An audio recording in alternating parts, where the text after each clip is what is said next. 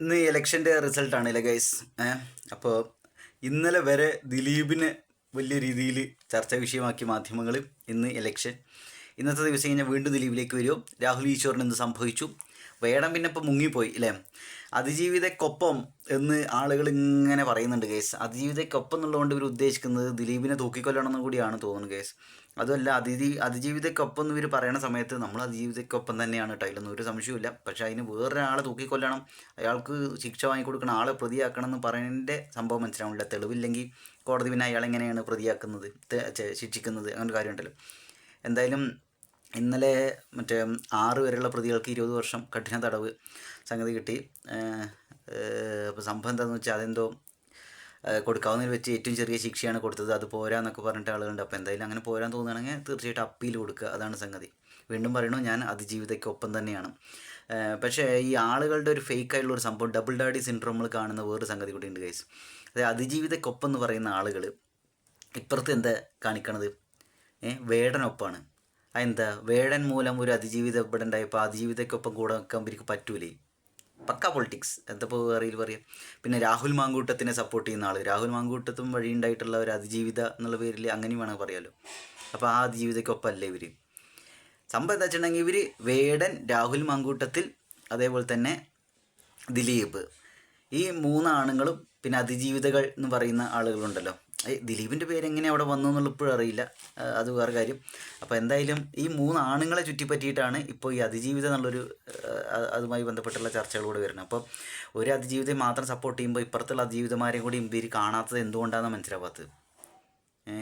അപ്പോൾ എന്താ സംഗതി എന്നറിയില്ല. എന്തായാലും നമ്മുടെ ഇലക്ഷൻ്റെ കാര്യത്തിൽ ഗൈസേ എന്താണ് അവസ്ഥ ഉണ്ടാകുമെന്നാണ് നിങ്ങൾക്ക് തോന്നണത്? ഇപ്പോൾ ഈ ഇലക്ഷൻ സമയത്ത് എന്തായാലും രാഹുൽ ഈശ്വറാണ് ഇതിനിടയിൽ ഇപ്പോൾ ഒന്നല്ലാണ്ട് ആയിപ്പോയത്. രാഹുൽ മാങ്കൂട്ടത്തിൻ്റെ കാര്യം, ആദ്യം വേടൻ്റെ കാര്യം, ആ വേടൻ്റെ കാര്യം ഇലക്ഷൻ സമയത്ത് വീണ്ടും ചർച്ച വിഷയമാവുന്നുള്ള ഒരു ലെവലിൽ നിന്നപ്പോൾ അതൊന്നും ഒട്ടും ഇമ്പോർട്ടൻ്റ് അല്ല എന്നുള്ള രീതിയിൽ രാഹുൽ മാങ്കൂട്ടത്തിൻ്റെ കേസാണ് വന്നത് അല്ലേ? പിന്നെ ദിലീപിൻ്റെ കാര്യം. അപ്പോൾ എന്തായാലും ഇത് ഇലക്ഷനെ ബാധിക്കും, ഇലക്ഷൻ റിസൾട്ടിനെ ബാധിക്കുന്നതാണ് കേസ് എനിക്ക് തോന്നുന്നത്.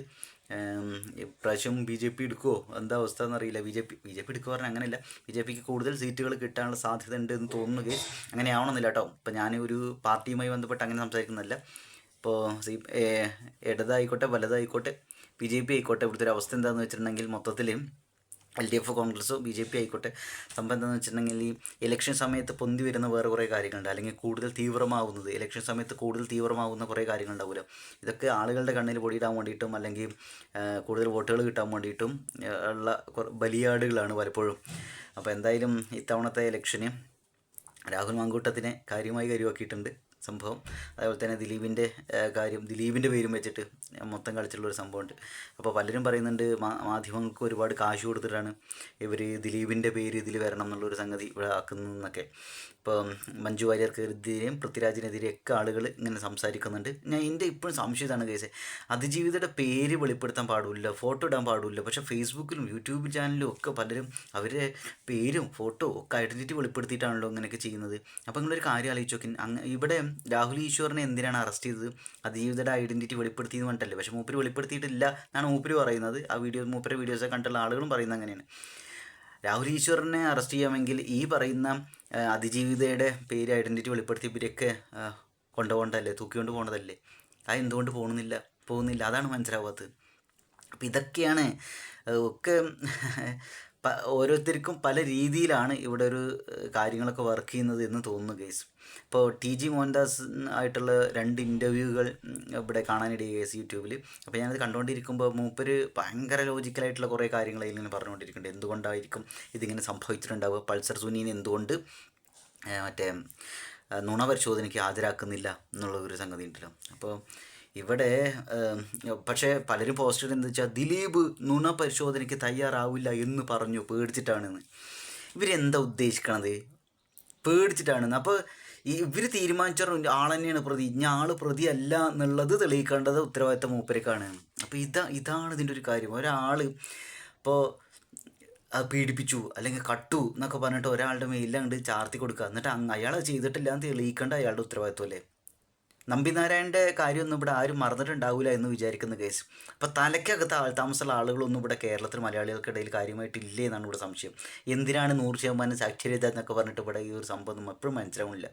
ഇവിടെ ആളുകൾക്ക് തലയ്ക്കകത്ത് താമസമില്ല. ഇവിടെ ഇമോഷനും അല്ലെങ്കിൽ എന്താ പറയുക അന്തംഗമി ഫാൻസും അതേപോലെ തന്നെ എന്താ പറയുക ഒരു മുൻവിധികളും അടിമകളും ഒക്കെയാണ് ഇവിടെ ഉള്ളത് ഗൈസ്. അല്ലാണ്ട് സ്വതന്ത്രമായി ചിന്തിക്കുന്ന ലോജിക്കലി എന്തെങ്കിലുള്ള ആളുകളൊന്നും ഇവിടെ ഇല്ല തോന്നുന്നു.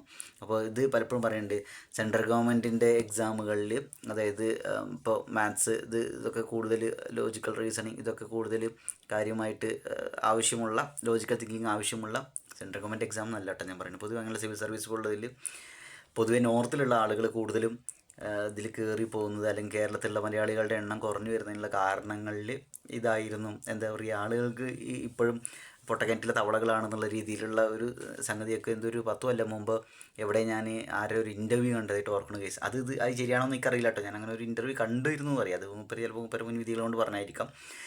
എന്തായാലും എനിക്ക് തോന്നുന്നത് ഇപ്പോഴത്തെ ഒരു അവസ്ഥയിൽ തലയ്ക്കകത്ത് താമസമില്ല ആളുകളുടെ. അവർ വേറെന്താ മുൻവിധികൾ വെച്ചിട്ടും ഒരാളെ ശത്രുവായിട്ട് നേരത്തെ കൂട്ടിയാണ് തീരുമാനിക്കും. എന്നിട്ട് അയാളെക്കുറിച്ച് ആര് നല്ലത് പറഞ്ഞാലും അംഗീകരിക്കൂല. ആൾ ദുഷ്ടനാണെന്ന് നമ്മൾ നേരത്തെ കൂട്ടിയാണ് ചിന്തിക്കും. ഇങ്ങനെ സംഭവം. അല്ലെങ്കിൽ ഞാനിപ്പോൾ പറഞ്ഞ ഒരു പോയിന്റ് ഉണ്ടല്ലോ, അതിജീവിതയ്ക്കൊപ്പം എന്ന് പറയുമ്പോൾ ബാക്കിയുള്ള അതിജീവിതകൾക്കൊപ്പം കൂടി ഇവർ നിൽക്കണ്ടേ? അതെന്തുകൊണ്ട് നിൽക്കുന്നില്ല? അതേപോലെ തന്നെ ദിലീപിൻ്റെ പേര് എങ്ങനെയാണിത് വന്നത്? ദിലീപിൻ്റെ പേര് എങ്ങനെയാണ് വന്നത്? മാധ്യമങ്ങളായിട്ട് ഉണ്ടാക്കിയിട്ടുള്ള ഒരു കഥയായിരുന്നു, കുക്ക്ഡ് അപ്പ് സ്റ്റോറി.